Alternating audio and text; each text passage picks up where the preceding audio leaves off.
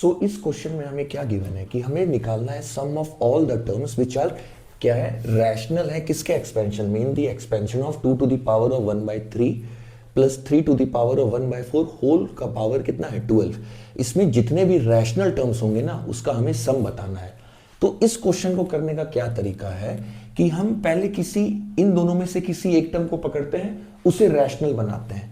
तो वैसे किसको पकड़ना चाहिए, अगर हम 1/3 और यहाँ 3 टू द पावर 1/4 है तो हम इसमें ढूंढेंगे कि कौन सा वैल्यू पावर इन दोनों में छोटा है या किसका डिनोमिनेटर बड़ा है। तो किसका डिनोमिनेटर बड़ा है, पावर 4 का डिनोमिनेटर बड़ा है, तो हम इसे पकड़ते हैं और इसे रैशनल बनाते हैं। तो अब बताइए मेरे को कि 3 टू द पावर ऑफ 1/4 है, ये रैशनल स्टार्ट होना कहां से स्टार्ट होगा। अगर हमने इसे पावर 0 दे दिया तो any number two the power 0 क्या हो जाएगा, 1 हो जाएगा, और ये टर्म क्या हो जाएगा, रैशनल।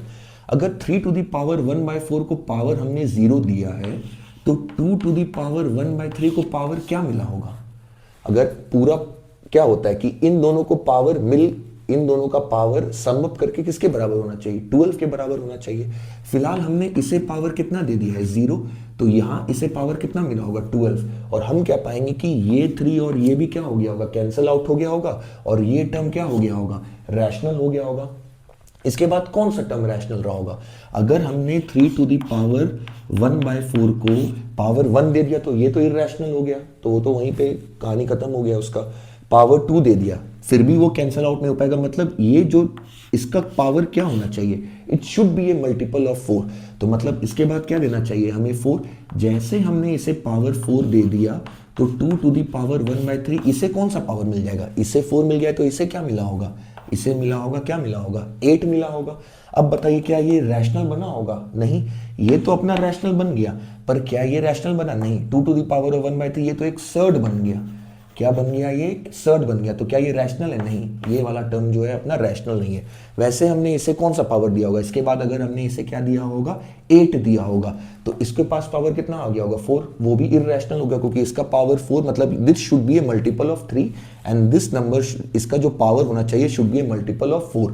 तो हम लोग एक क्या कर सकते हैं कि एलसीएम निकाल सकते हैं, कि एलसीएम निकाले। तो हमें एलसीएम किसका निकालना है, 3 और 4 का एलसीएम निकालना है। तो 3 और 4 का एलसीएम कितना होता है 12।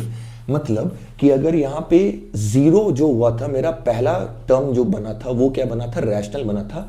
इसके अब जो 12th टर्म जो बाद आएगा ना, वो वाला टर्म क्या रहा होगा, रैशनल रहा होगा। मतलब कि 3 टू द पावर 1/4 को हमने पावर अब क्या दिया होगा 12 दिया होगा। अगर हमने इसे पावर 12 दे दिया तो 2 टू द पावर 1/3 को पावर कौन सा मिला होगा, 0 मिला होगा। अब ये क्या हो गया होगा, कैंसिल आउट हो गया होगा, और any number two the power 0 क्या होता है 1, और ये टर्म भी मेरा क्या बन गया होगा, रैशनल।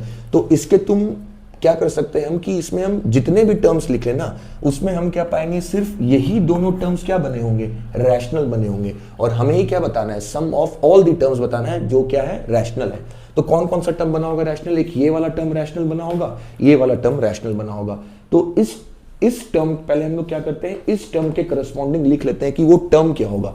हमें सिर्फ इसको और इसको ऐड नहीं कर देना, हमें क्या निकालना है, टर्म निकालना है। तो कौन सा टर्म रहेगा, टर्म मतलब कि उसमें बाइनोमियल कोफिशिएंट भी मल्टीप्लाई हुआ होगा, तो इसके करस्पॉन्डिंग कौन सा टर्म रहा होगा।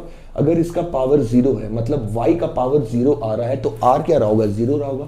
मतलब कौन सा टर्म रहा होगा वो 12c0।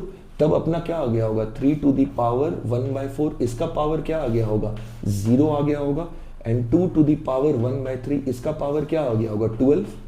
एक ये टर्म मेरा रैशनल है, और दूसरा कौन सा टर्म मेरा रैशनल बना होगा, जब 3 टू द पावर 1/4 को पावर क्या मिला होगा 12। अगर इसे पावर 12, ये तो अपना y है ना इस एक्सपेंशन में, y का पावर 12 मतलब r क्या रहा होगा उसके लिए 12 रहा होगा। तो ये क्या लिख सकते हैं हम लोग 12c12, 3 टू द पावर 1/4 इसका पावर क्या रहा होगा 12, एंड 2 टू द पावर 1/3 इसका पावर क्या रहा होगा 0। सिर्फ यही दोनों टर्म्स अपने इस एक्सपेंशन में रैशनल थे, बाकी सब क्या रहे होंगे, इररेशनल होंगे। आप अपना निकाल के चेक भी कर सकते हैं, सारे क्या रहे होंगे, इररेशनल रहे होंगे, क्योंकि वो एक सर्ड बन गया होगा। अगर हम इसे अब सॉल्व करें, NC0 क्या होता है 1 होता है, ये क्या हो गया होगा, कैंसिल आउट हो गया होगा, तो ये क्या बन गया होगा 2 टू द पावर ऑफ 4 करके बन गया होगा। ये any number two the power 0 क्या होता है, वो 1 होता है। फिर हम लोग आगे बढ़े, 12c12, 12 में से 12 ऑब्जेक्ट चूज करने का कितना तरीका होता है, एक होता है या NCN किसके बराबर होता है 1 होता है, any number two the power 0 क्या होता है, 1 होता है। यहाँ पे क्या हो गया, ये टर्म और ये टर्म क्या हो गया, कैंसिल हो गया होगा। 3 टू द पावर 3 अपना किसके बराबर होता है, 3 9 27 होता है। तो हमें बस इसे ऐड करना है। 2 टू द पावर 4 किसके इक्विवेलेंट होता है, 16। 16 प्लस हम लोग क्या कर देंगे यहाँ पे 27, तो 27 प्लस 16 कितना हो जाएगा, this will be equals to 37 and 43। तो sum of all the rational terms इसके एक्सपेंशन में क्या रहे होंगे, 43।